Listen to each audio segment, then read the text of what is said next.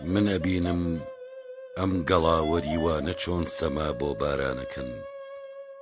من ئەبینم لە دیداری گوڵێکە چۆن پەپوو لە مەستە بێ. ئەبینم لە کۆچی باڵدارێکە چۆن درەختێ وشەکە بێ.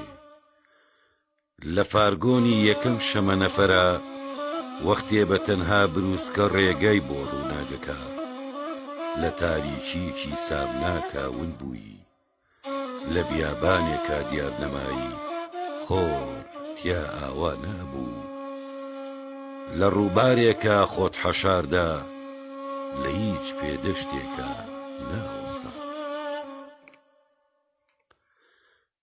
من ئەبینم مۆم بۆ من فرمێسکە ڕێژێ، نەسیمم بانگی گوڵەکە تا بولبولی ڕۆحم ژیر بێتەوە.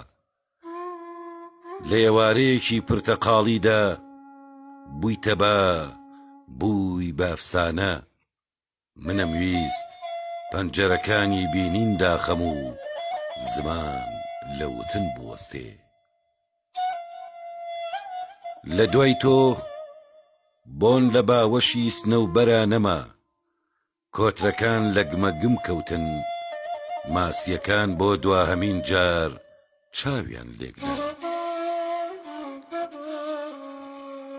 وەک بەفر هاتی، وەک شەونم نەمایی، وەک مرواری نقم بووی، بووی باستێرە و دیار نەمایی.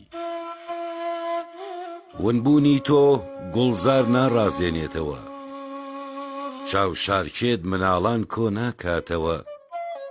بوویتە و قوماوەی تا ماوەتی نوێتی چاو بەدوا تاگەڕێ.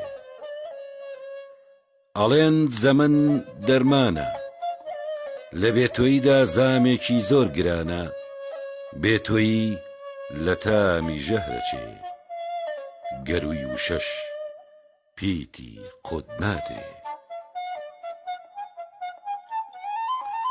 لە تروکانێکە هاتی، لە تێربوونی مەلۆتکەیەکە بێرەدا تێپەڕی. کە تۆیەیت با خۆیەکە بەنەی و ئاوازی بولبولە خوێنێ. کە تۆیەیت چیا سپیە پۆشێ، ئەبێتە بووکێ لە چاوەڕوانی دەهرێ. تۆ لەنەوەی ئادەم نیت، تۆ لەوە